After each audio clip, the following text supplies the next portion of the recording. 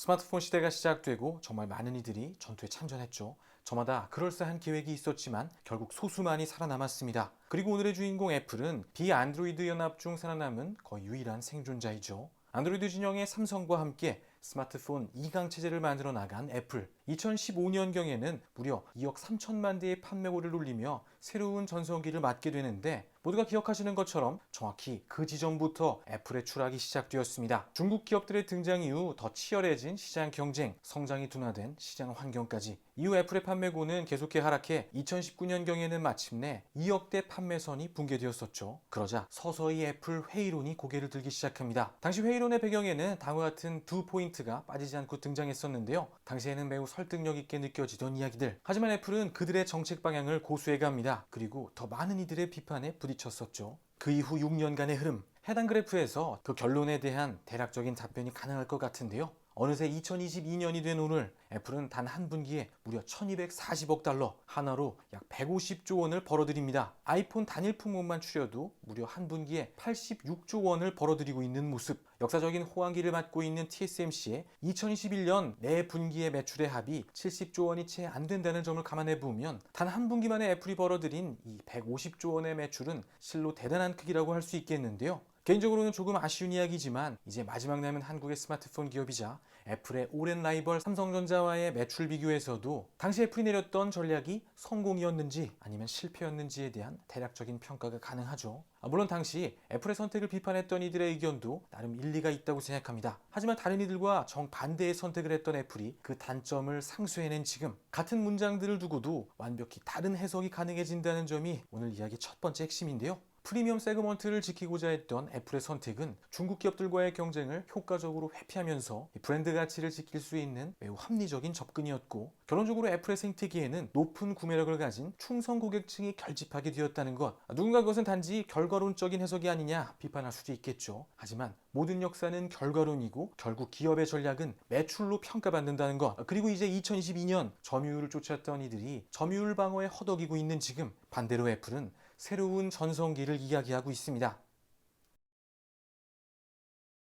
개인적으로 애플의 생태계 속에서 답답한 감정보다는 이 생태계의 완결성에서 오는 만족감이 더 큰데요. 통시적인 디자인 철학이 가져다주는 애플만의 심미적인 안정감은 소비자들이 하나씩 애플 기기를 추가할 때마다 더 강력해지죠. 닫혀 있어도 계속 머물고 싶은 곳, 그리고 올해부터는 그 공간이 확장 공사에 들어가게 되는데요. 우선 올해 상반기 그토록 기다려왔던 아이폰 SE의 세 번째 에디션이 출시됩니다. 아이폰 13에 사용된 A15 바이오닉의 5G 그리고 터치 아이디를 간직한 300달러대의 아이폰. 꽤 많은 이들이 다시 애플의 생태계로 복귀할 것으로 기대가 되죠. 최근 이 같은 흐름을 반영하듯 어느새 메이저 리서치 업체들의 아이폰 판매 전망도 계속해 상향 조정되고 있습니다. 카운터포인트에 2022년 아이폰 판매 전망이 2.44억 대, 다시 말해 과거 2015년 아이폰의 최전성기 때의 판매량을 능가하는 판매고를 예상하고 있죠. 그렇게 아이폰 SE3의 등장은 애플의 생태계에 더 많은 이들이 유입될 것임을 짐작하게 합니다. 그리고 마찬가지로 SE 에디션이 추가된 애플워치 역시 다시 새로운 모델들을 선보입니다. 애플워치 8과 애플워치 SE2가 등장하게 되는데요. 사실 이미 성능의 상황 평준화가 이루어진 상황이기 때문에 이제 이 웨어러블 디바이스와 관련해서는 프로세서의 성능이나 메모리 용량, 배터리 시간 같은 것들을 보는 것보다는 심박수, 심전도, 산소 포화도 이후에 신규 기술들이 추가될 수 있는가 하는 부분입니다. 가장 많은 기대를 받고 있는 기능이 혈압과 혈당인데, 최근 들려오는 소식들을 종합해보면 아직은 시기적으로 등장하기는 좀 어려운 것으로 보이죠. 애플은 이 공백을 제품 전략으로 메울 준비를 하고 있는 것으로 보이는데요. 기존의 41, 45mm보다 조금 더 큰 크기의 맥스 버전의 애플워치를 내세워 추가 수요를 끌어낼 것으로 보입니다. 그렇게 2022년 애플의 애플워치 예상 라인업을 정리해보면 다음과 같은데요. 아주 넓은 스펙트럼의 제품 라인업, 각각의 소비자층을 공략할 만한 포인트들, 여기에 제품 간의 카니발라이징을 막기 위한 안전장치들까지 매우 높은 완성도의 제품 전략이 모습이 그려집니다.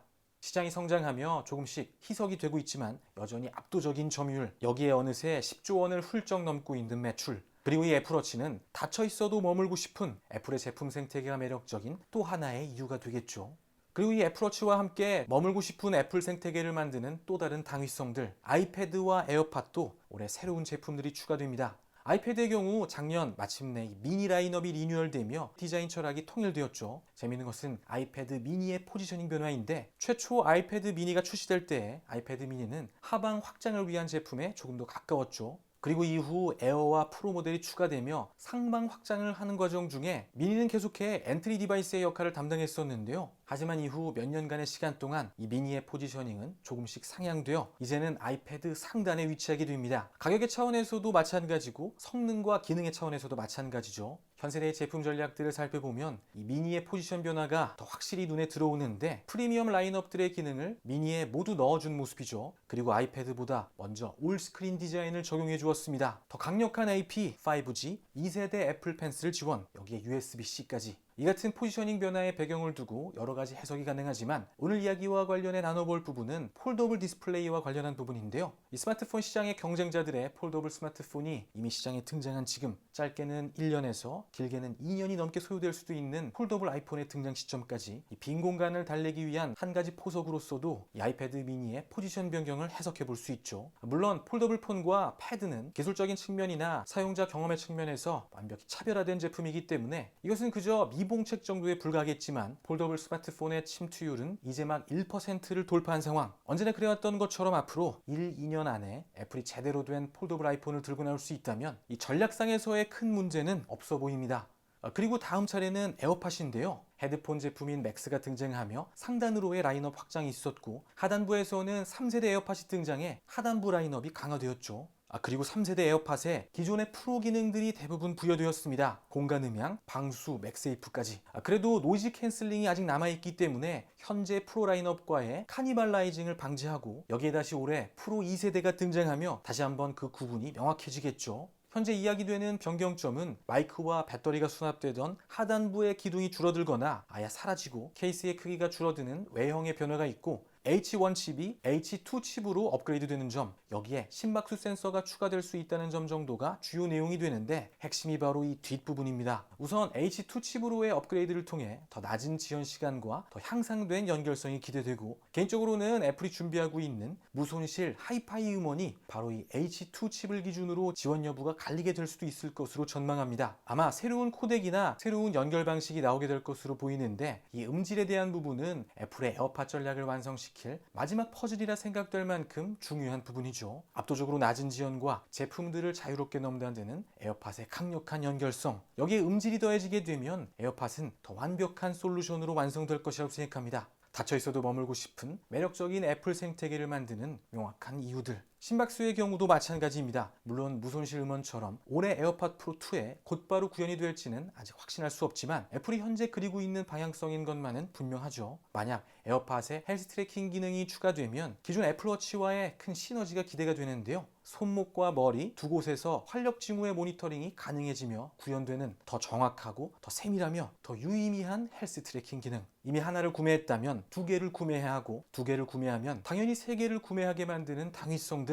그리고 아직 더 많은 이야기들이 남아 있습니다. 이제 맥에 대한 이야기를 할 차례죠. M1의 등장 이후 꽤 많은 맥의 라인업들이 이제 자체 칩으로 채워졌죠. 2022년은 이제 마지막 퍼즐들을 마저 채울 시간입니다. 최하단부터 정리해보면 맥미니의 이제 M 시리즈 프로 혹은 맥스 칩이 적용되면서 맥미니의 포지션이 상승할 것으로 보입니다. 아마도 맥미니에도 프로 라인업이 만들어질 것으로 보이죠. 그리고 맥미니의 외형도 크게 리뉴얼이 될 것으로 보이는데요. 후면부의 경우는 포트의 수나 조합 등은 크게 변한 것이 없지만 방열구가 삭제된 것, 헤드폰 잭이 빠진 부분 등이 눈에 띄죠. 물론 하단부 사진은 존 프로서의 예상 렌더링이기 때문에 실제 나오게 될 제품과는 다소 차이가 있을 수 있다는 점 함께 말씀드리고, 그리고 상단부의 재질이 기존 아노다이징 알루미늄에서 글라스 재질로 바뀔 것으로 예상됩니다. 물성으로만 따지면 알루미늄 쪽이 방열이나 무게 또 심미적 관점에서 유리한데 구태여 바꾸는 것을 보면 무선 관련 추가 기능을 탑재하기 위한 것이 아닌가 이런 추측도 가능한데 장기적으로 기다려볼 만한 부분이고, 기본적으로는 새로운 애플의 디자인 철학이 입혀지는 그런 변화로 보면 좋겠죠. 이 변화의 과정을 지켜보는 것이 올해 또 하나의 관전 포인트입니다. 그리고 또 하나의 예가 바로 상단부 맥북 에어인데요.